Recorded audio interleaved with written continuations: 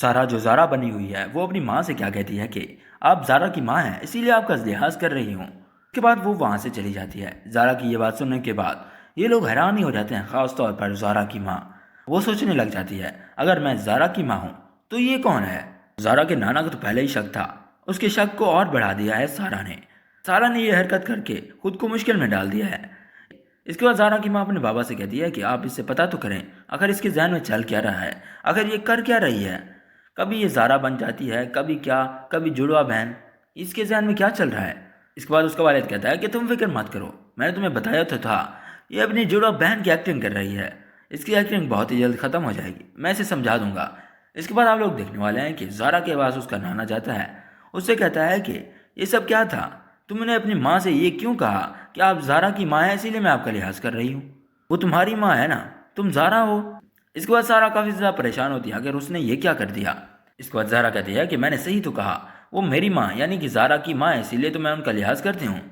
زارا کی یہ بات سننے کے بعد بھی نانا کے شک دور نہیں ہوتا، اسے ابھی بھی شک ہے کہ یہ زارا تو نہیں ہو سکتی، یہ بالکل بدل چکی ہے، یہ اب خود اپنے لیے بھی چائے بناتی ہے اور اپنے نانا کو بھی پلاتی ہے، اپنی ماں کا خیال رکھتی ہے، نہ جانے یہ کیا کر رہی ہے۔ دوسری طرف زارا جو کہ ابھی سارا بنی ہوئی ہے، اسے فورس کیا جا رہا ہے شادی پر، منور سے شادی کر لو۔ اس کے بعد زارا بھی مان جائے گی، اس شادی کے لیے ہاں کر دے گی۔ اس کے بعد آپ لوگ دیکھنے والے ہیں کہ زارا کی ہاں سننے کے بعد اب مظہر کہاں رکنے والا ہے۔ وہ تو یہی چاہتا تھا جیسے ہی اس کی بیٹی ہاں کرے وہ اس کی فوراً منور سے شادی کر دے اور اپنی جان چھڑا لے، کیونکہ وہ اپنی بیٹی سے سخت نفرت کرتا ہے۔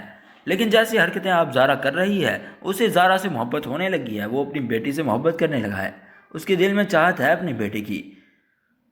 اور تو اور عادل جو کہ بہادر لڑکیوں کو پسند کرتا ہے، اسی لیے اب جب سے وہ زارا سے ملا ہے اسے پسند کرنے لگا ہے، اس کی عادتوں کو، اس کی حرکتوں کو، اس کی بہادری کو پسند کرنے لگا ہے۔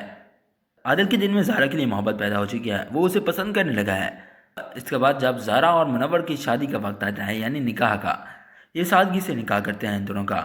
نکاح کا جب وقت آتا ہے زارا تیار ہو کر بیٹھی ہوتی ہے، منور بھی اس کے ساتھ بیٹھا ہوتا ہے۔ قاضی پوچھتا ہے کیا آپ کو یہ نکاح قبول ہے؟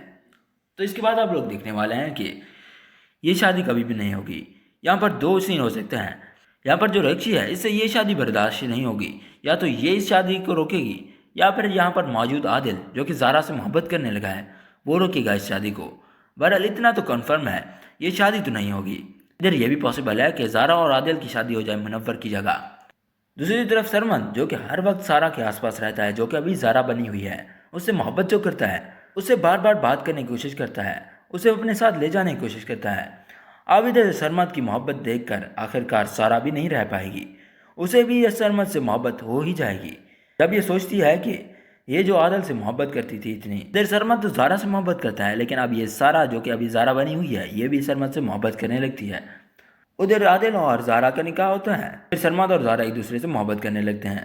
اگر ویڈیو پسند آئی تو اسے لائک کریں اور ہمارے چینل کو سبسکرائب کریں۔ شکریہ، اللہ حافظ۔